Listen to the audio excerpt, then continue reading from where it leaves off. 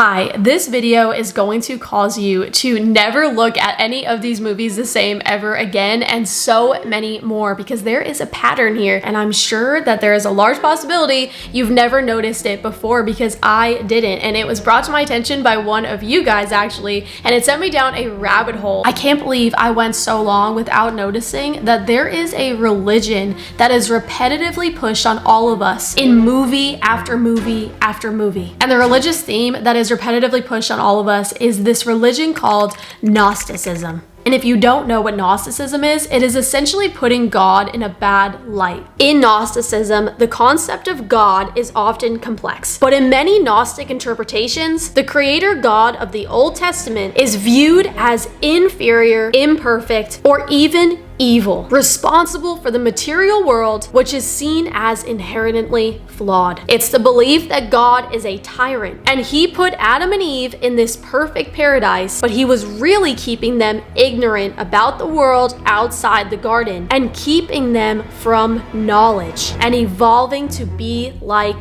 gods. The belief is that Lucifer was an angel of light that came to set them free, to enlighten them by helping them get to the fruit of knowledge that would make them reach a higher state of being. Now, there may be a few of you rolling your eyes at me, but I would love to show you what I found going down this rabbit hole that made it that I cannot unsee what I see now. And then after hearing all of the things I found, you can come to your own conclusion. Is the same story being shared over and over and over again? Is there an underlying message that we are missing? Are we all secretly being fed the idea that God is inferior, imperfect, and evil? And if so, why? Let's dive in.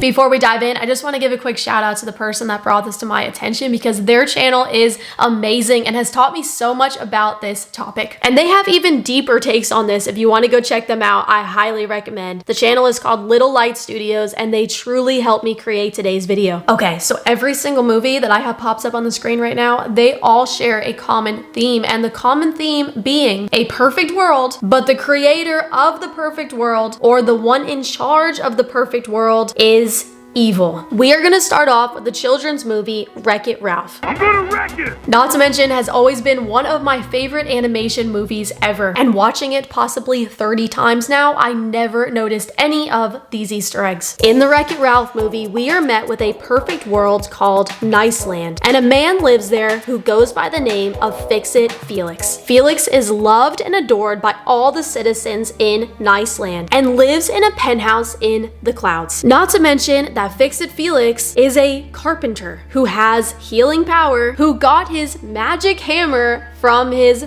father. If you've got a magic hammer from your father, how hard can it be? And who also has resurrection power. Hey-yo, everybody!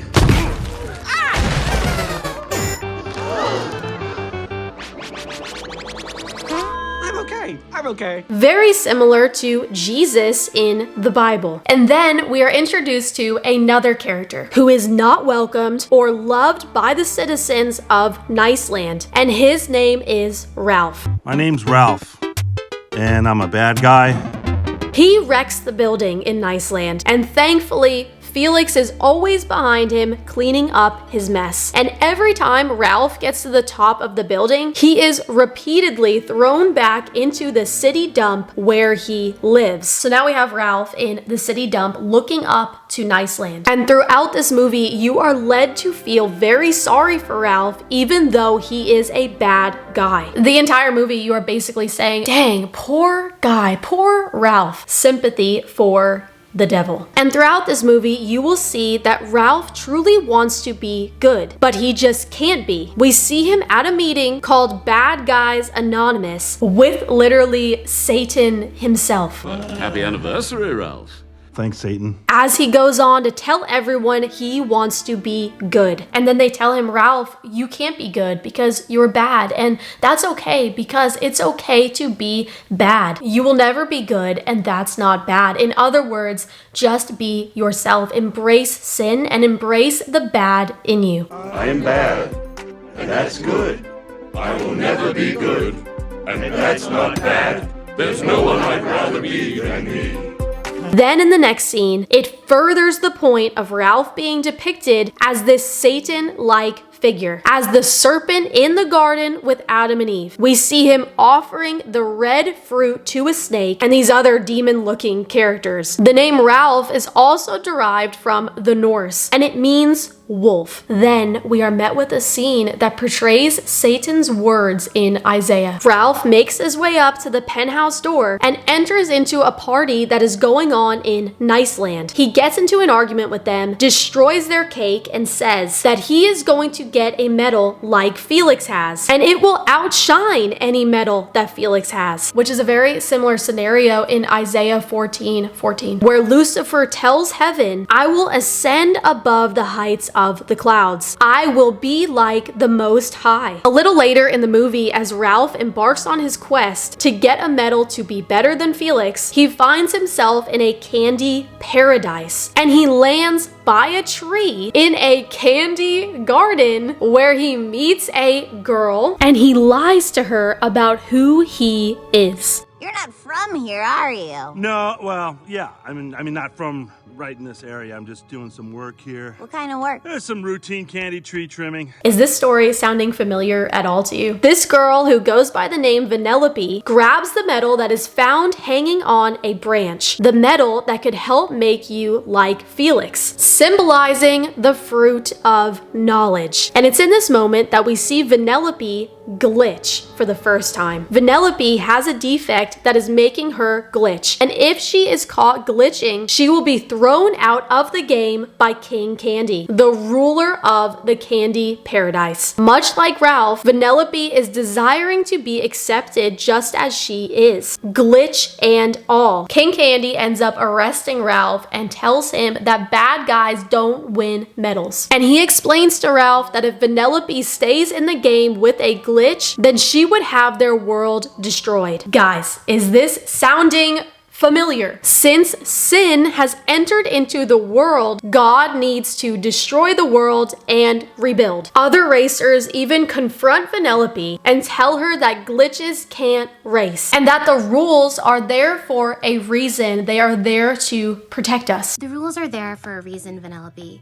To protect us. Which is accurate. Sin is the reason for the pain, hurt, and heartbreak that we all experience here on this earth. And the commandments are there to protect us from the destruction sin will do in our lives. But in this scene, the ones who are teaching to keep the king's rules are portrayed as the bad guys, which gears our sympathy towards the girl with the glitch, the girl living in sin. It's because of the glitch of sin that the world will be destroyed. But in this twisted version of the Bible story, we see that sin is rewarded, that it was a good thing. And of course, the king is painted in a bad light, a king who wants to do nothing but destroy the world with plagues. I'm sorry guys, there is just way too much in this movie for this to be a coincidence.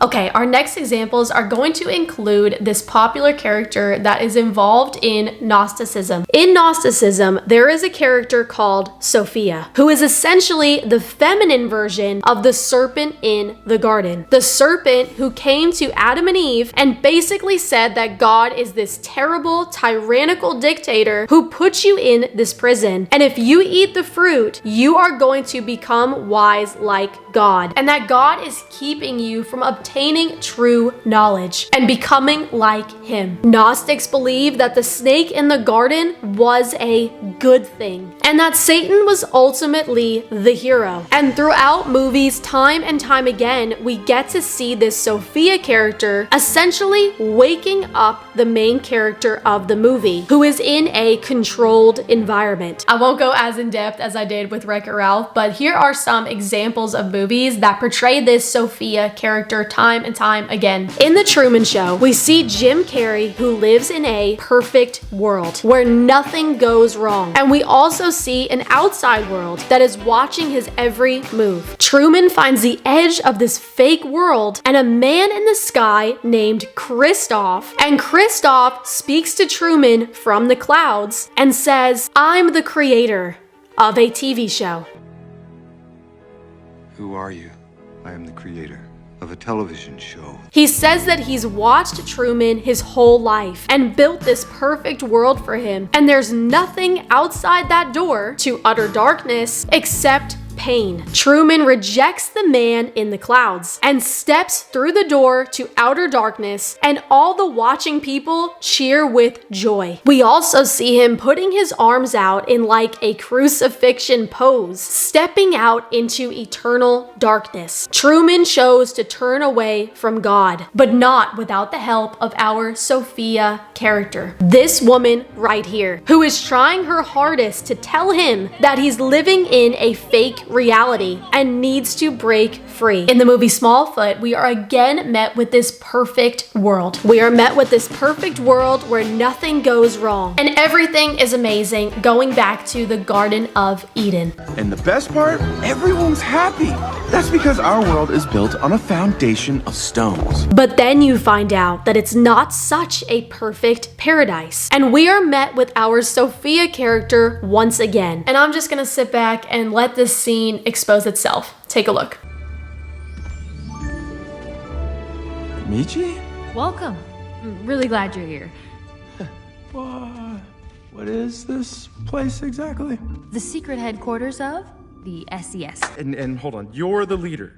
But you're the Stonekeeper's daughter. Look, I love my father, but he isn't exactly what you would call open to new ideas. Because questions lead to knowledge. And knowledge is power. The Stone Keeper's daughter. Essentially, she is saying, my father, God, he's not really open to new ideas because new ideas are about knowledge. Again, the insinuation of the serpent that God is keeping something from you, that God is taking away all the fun. Again, we are met with the perfect world in the Lego movie. Everything is awesome. Oh my gosh, I love this song. Everything is awesome. But again, it's not really perfect. Thanks to our Sophia the serpent, who saves the day and becomes the hero by exposing how evil their creator, Lord Business, truly is, for trying to make everyone follow the instructions. Hey everybody!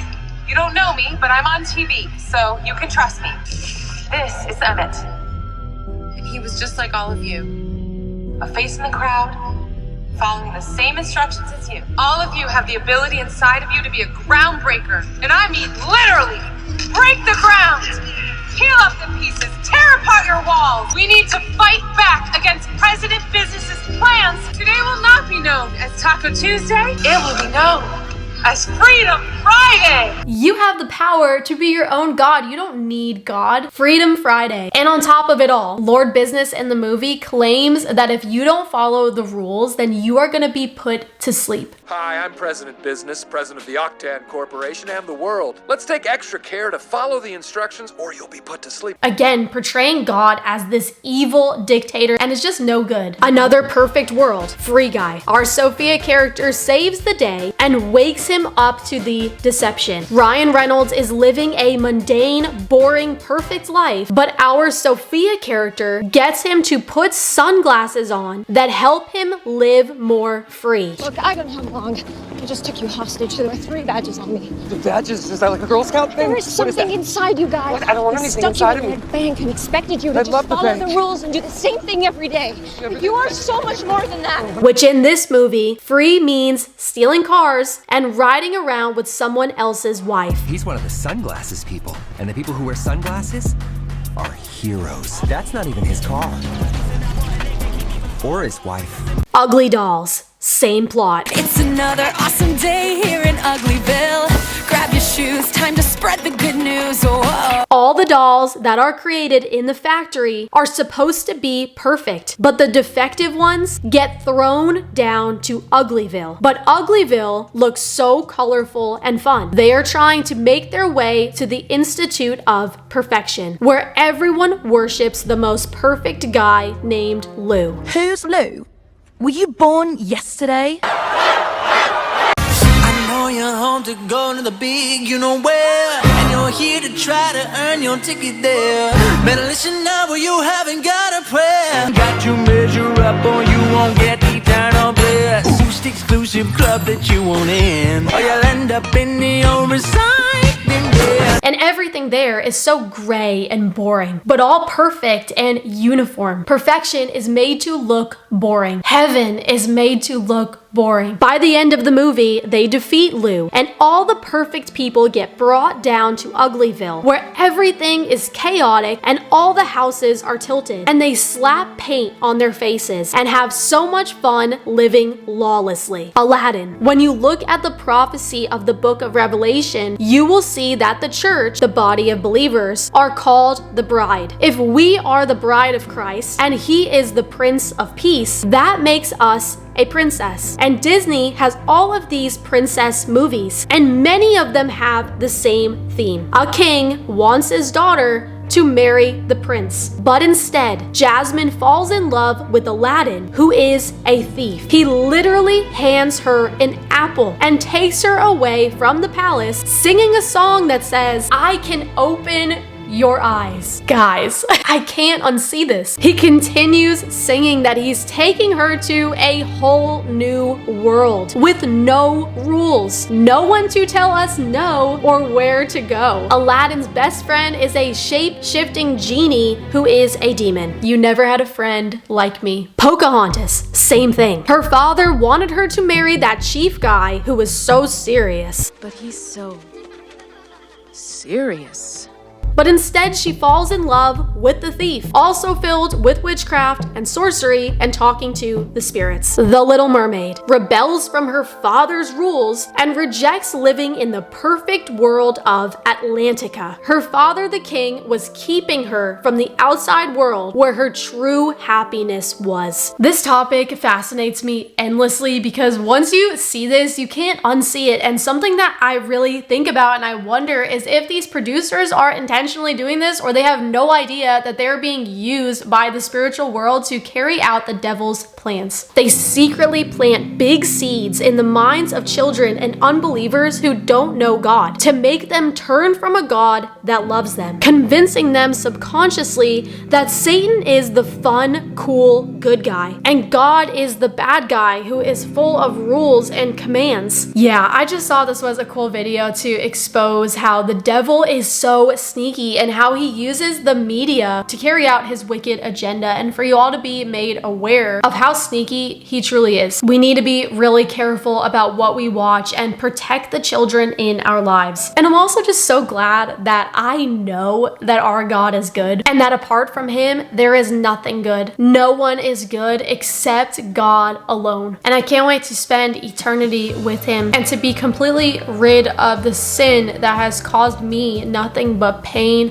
hurt, and shame. The eternity that is offered and available to every single one of us. God bless you guys. I'll see you for our next video. See ya. Hey guys, what's up? Thank you so much for watching today's video. If you want to see more videos to help you grow in your faith with Jesus, go ahead and hit that subscribe button and also that notification bell so you are notified the second we post a new video. And I will see you guys in the comments.